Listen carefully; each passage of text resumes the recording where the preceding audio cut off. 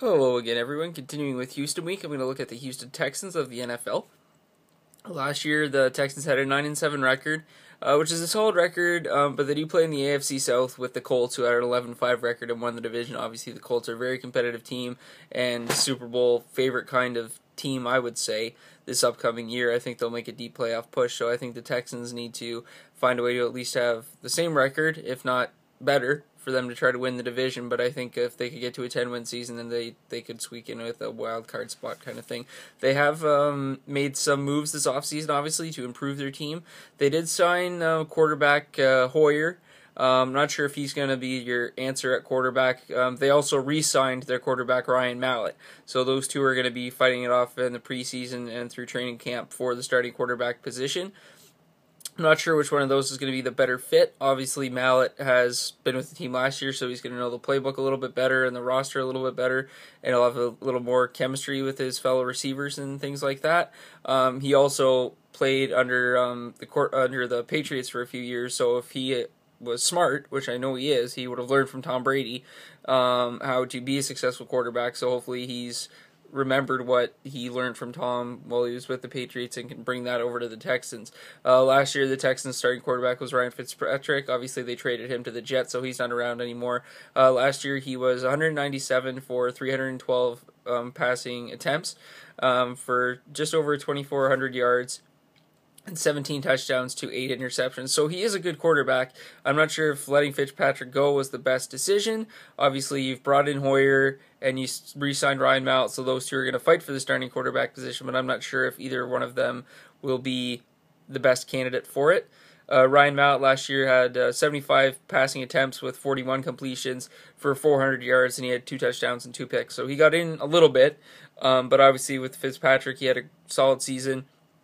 Might be interesting to see if he gets a starting job for the Jets, but I'm not sure if Hoyer or Mallett is the best quarterback starting position for the Texans, but those are kind of their two options. Hopefully one of them can rise to the occasion and be successful this upcoming year.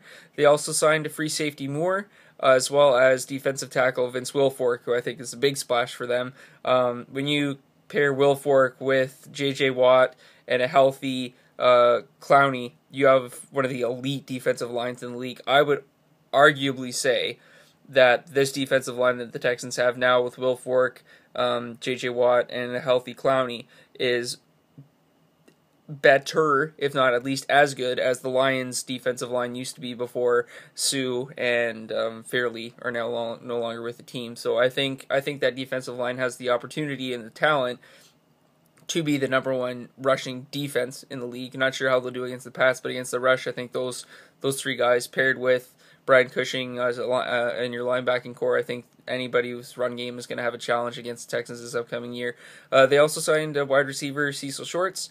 Obviously, they don't have Andre Johnson anymore. He went and signed with the Colts because allegedly he was told that his workload is going to be lowered, and he wasn't happy with that. If that is the case, I wouldn't be happy either. You're Andre Johnson. You need to find a way to get him the ball. And if you're telling him that he won't be getting the ball as much as he has in previous seasons, then for me, I think that's a dumb move on the Texans. I think he's a guy you got to try to be getting the ball for sure. He had 85 receptions for 936 yards and 3 touchdowns last year, so he's a 1,000-yard receiver kind of guy that if you go and tell your workload's going to be diminished, that's just silly.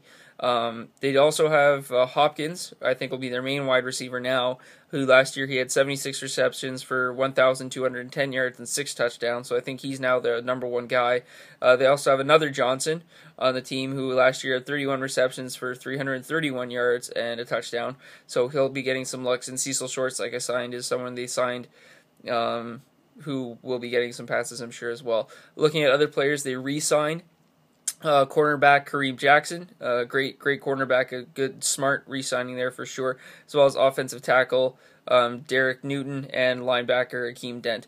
Those are just some re-signings that they made who I think are going to continue to make impacts for the team for sure.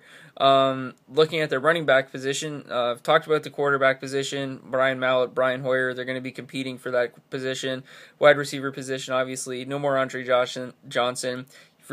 You've signed Cecil Shorts. DeAndre Hopkins will probably be your number one guy now. So the running back position, Arian Foster and Alfred Blue are going to have a lot on their plate. I would suspect that these guys combined should be expecting 30 rushing attempts per game this upcoming season, with Arian Foster probably getting 20 to 25 of those, and Alfred Blue getting maybe 5 to 10 kind of thing.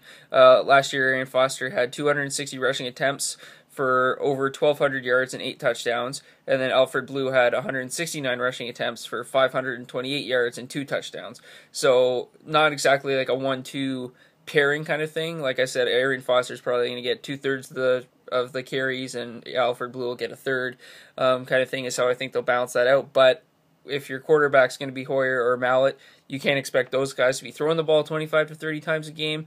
I think if the average game, let's say just to make the math simple, has 50 offensive plays, I'm thinking 30 of those are going to be rushes, 20 of those are going to be passes.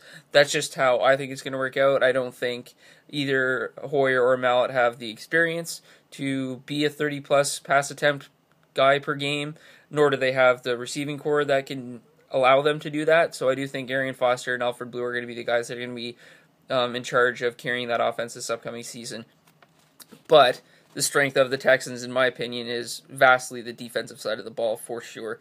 Their defense is amazing, as far as I'm concerned. I know it's a pretty non-academic word to use to describe the defense, but it's really, really good. J.J. Watt is every season a Defensive Player of the Year candidate for sure. Last year he had 78 combined tackles, 20.5 sacks, and 10 pass deflections. So any player in the NFL that can have a 10-plus sack season is a great defensive player. J.J. Watt had 20.5 sacks, so that's more than a sack a game, which is just ridiculous. And then you combine that with 10 pass deflections. If he can't get to the quarterback, he finds a way to disrupt the play, whether that be knocking the ball down or anything like that. And his presence on the field is intimidation enough for a quarterback to get the ball out quick. And forcing a quarterback to get the ball out quick is what's going to lead to mistakes, lead to interceptions, leads to drop balls, and those kind of things. So J.J. Watt is a player that you build your defense around, and if he can have another 20-plus sack season, fantastic. They also have Jared Crick, who is another defensive lineman, another defensive end.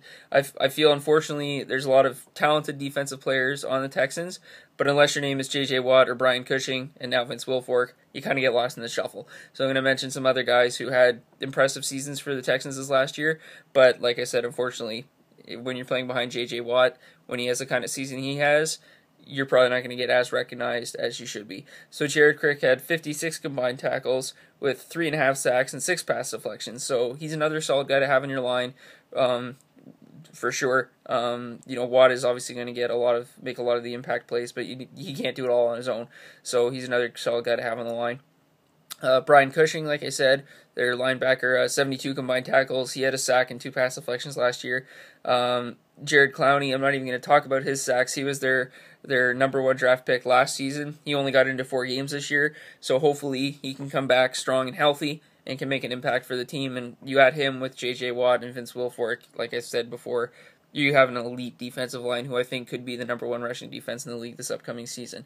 Some other linebackers that they have on their team, Mohammed, who had 68 combined tackles with 6 pass deflections and an interception.